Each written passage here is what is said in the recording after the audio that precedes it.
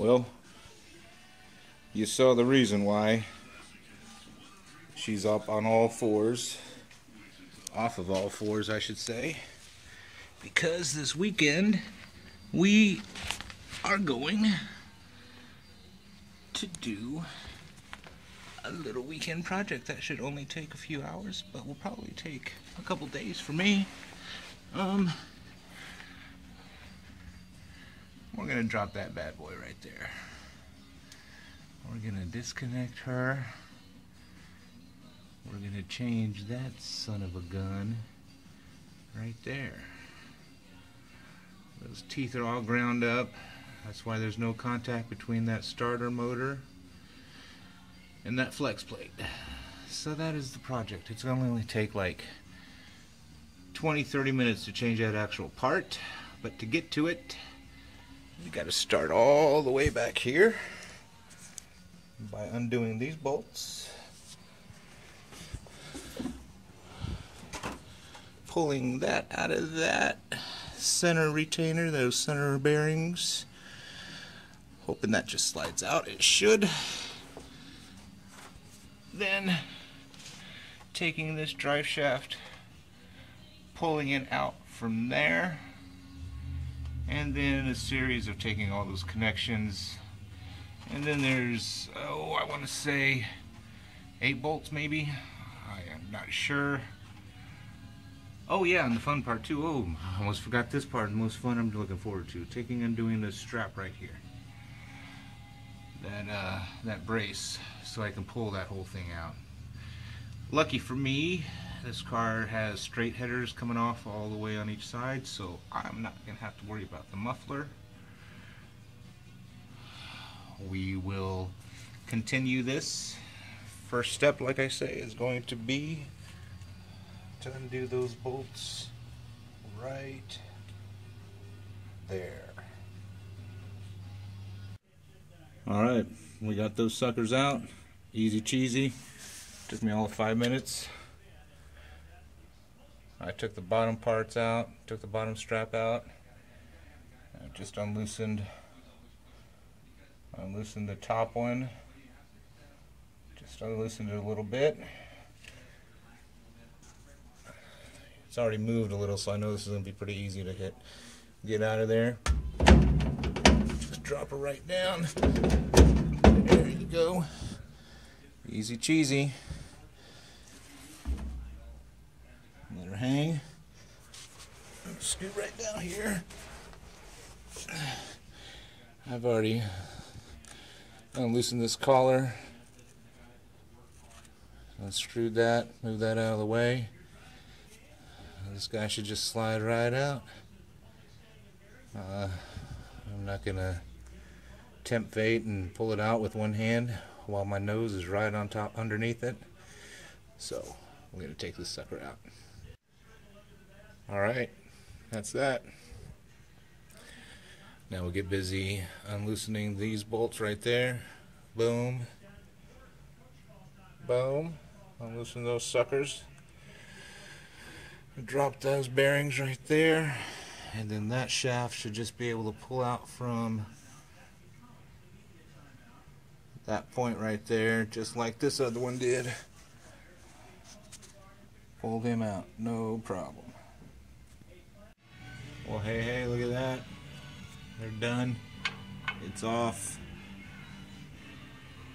It was a little bit of a hassle, not too much. Took me about 20 minutes worth of trying to get the ratchet on these bolts right here, because they hang in from the top through there and they're all rusted, and I'm sure they've never been taken off, but we got it. And as you can tell from this point right here, it just slides right out. And again, I'm underneath it, so I don't want to smash my nose, so we'll take care of this. Alright, we are on the process of getting this sucker down, taking out those bolts off. Actually, there was only 4 of them when I ideally there should be, what, 6? There was 1, 2, there's another one up there that holds the dipstick, and then there was 2 more on the other side. There was not 1 on top, and there was not 1 on the other, 1 missing on the other side. I'm not sure why they would avoid doing that. Lackadaisical laziness, I suppose. But to get that taken care of, my neighbors actually come over and helped out quite a bit. If it wasn't for him, I definitely wouldn't have been this far. He's actually going to get his ratchet set, air ratchet, help me out here. So we're well on our way.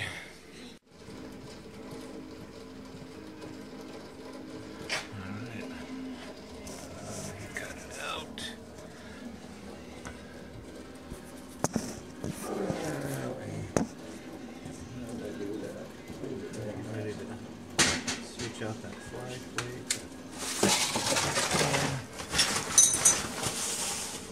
It's been incredible help with my neighbor here. He's awesome. Well, here's the old flywheel. It was pretty tore up.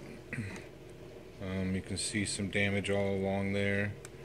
It wasn't too warped. It wasn't warped at all, actually. It's just a lot of damage on those teeth. I know I kind of cut off the last video and said that we're going to show you how we replace the other one, but my neighbor was just a monster and just had at it. You know, I was kind of the observer, watching, learning. He showed me a lot of good things and how to take this out without having to deal with dropping the transmission, which really helped. Look how rounded off those are right there. This thing was just skipping all around, not even catching on the starter motor. You can see the wear pattern on that. Yeah, this was gone. Even with quite a few shims, this thing was still not catching and engaging. You can see a low dip spot right there. That's probably where it would misalign and start just skipping around. A couple issues that we ran into while we were doing this, actually while my neighbor was doing this. When we took this one off,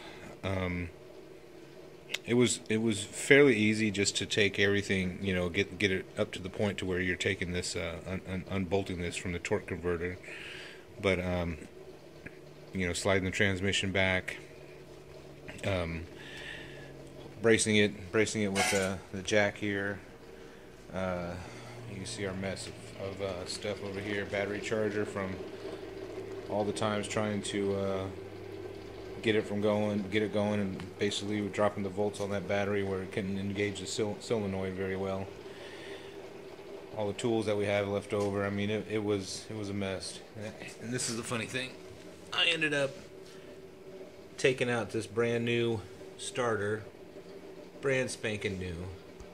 Granted, it is a refurbished one, but ended up taking that out because no matter how I shimmed it up, straightened it up, the crap was still jumping all around and skipping and grinding. And I put up my neighbor's old one in there and we have no issues. Now, the issues that we're having, well, let me jump back a little bit. Okay. So he took off the old flywheel, put the new one in. During the process of putting the new one in, he came to the realization that the old flywheel had, that was when it was attached, when we put the new flywheel in, I got from O'Reilly's, and he started attaching it to the torque converter, that there was starting to be gaps in between where each of those 3 bolts in there, and there was gaps in between the bolts. Just trying to get set up here so I can show you exactly what I'm talking about. But so he was kind of confused and puzzled about that. So he just naturally put some washers in between there. In between those spots right there.